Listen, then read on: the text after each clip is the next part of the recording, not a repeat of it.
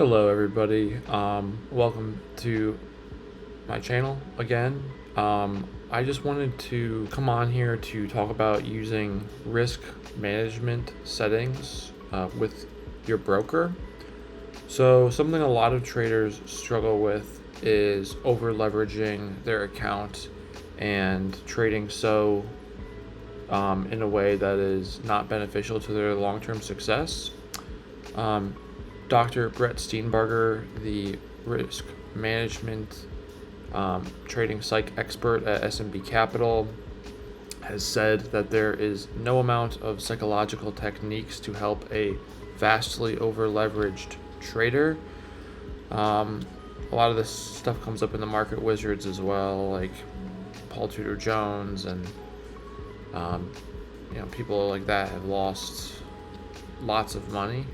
I think Paul Tudor Jones once blew like 60% of his account early on in his trading career, and he said that it shifted his mindset from trying to make money to just trying to protect what he has.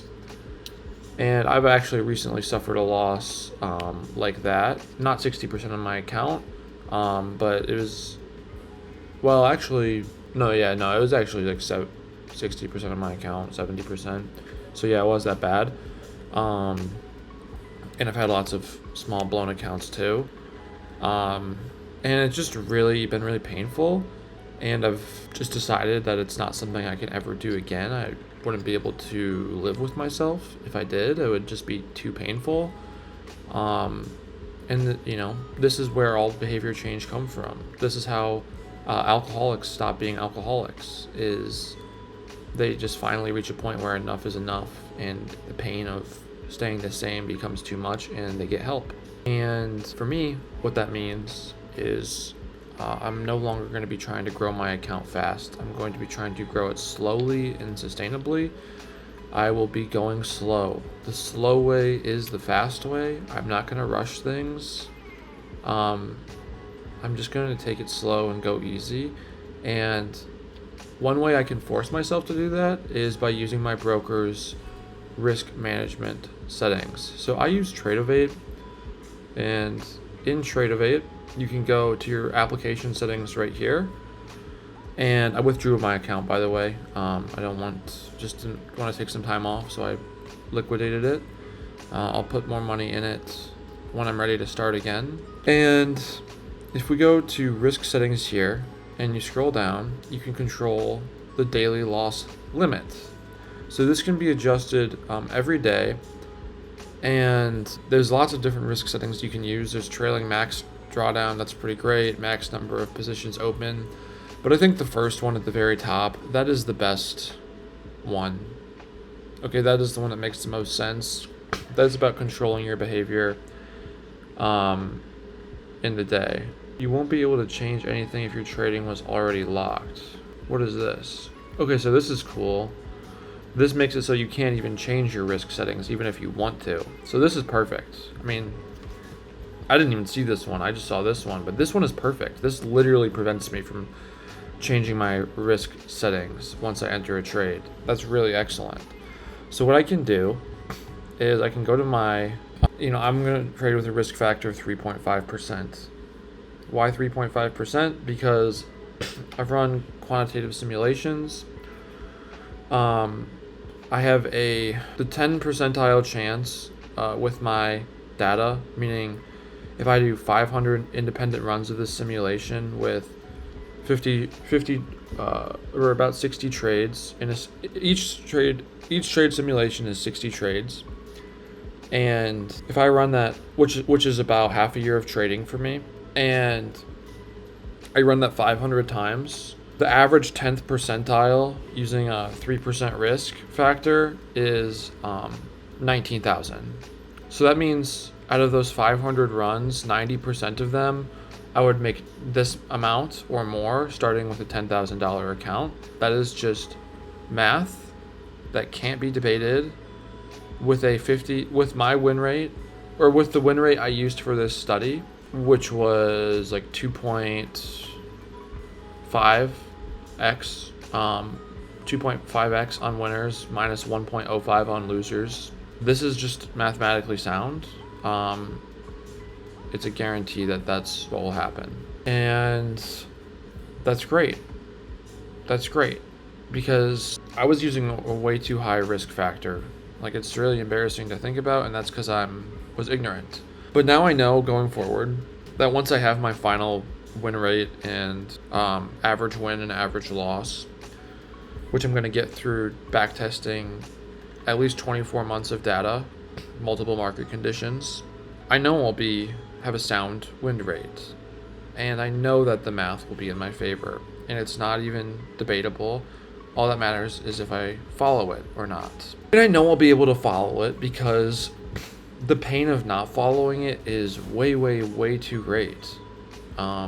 Seriously, like, it's too great. I can't take it anymore. So I'm not going to do that. Otherwise, I'd just quit and focus on something else. Depression is just anger directed at the self. And I'm definitely depressed towards myself about how I've acted and behaved. But that's also a really great fuel because it's making me want to change. And yeah, that's great. It's a good thing. So with these stats, trading 3.5% of the account, starting risk of 300. I've run like 500 simulations. I know that I'll do well. Okay, I just have to do it. And the best way to do that is not reacting to my emotions. And the best way to not react to my emotions is make it impossible to react to my emotions with my broker's risk settings. So now every day I'll go in and I'll adjust this and I'll make it so that it's only 3% of my account, 0.5% of my account, 3.5% of my account. That is the most I can trade. I'll start with $10,000, 3% risk. As you can see here, I'll show you.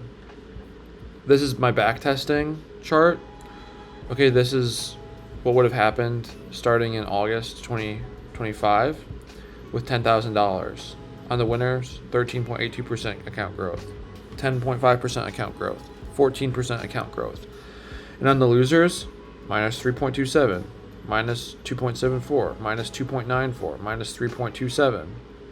In this drawdown, what percent of the account do I lose? I lose $1,675. I go from $14,300 down to $12,677, and I lose 11.67% of my account. I can live with that. I'll be able to definitely live with that. It's a hell of a lot easier than when I was using a risk factor of 20%. So embarrassing to even admit I did that. Because when I'm winning, my account's growing like low double digits, 13.88. This one's lower, 6.2, but 10.49, 11.71, 8.65. When I'm losing 3.27, 3.33, 3.35, 3.68, 3.24, minus 3.15. And really, all I really care about is what happens. What's the worst case could happen when I lose? That's the only thing I care about. My job is a risk manager, and my job is just to protect. That's all I want to do. And I know with mathematical certainty now that with a 2.5% win rate, a 50%, 2.5% for my average R for my winners, 50% win rate, and minus 1.05,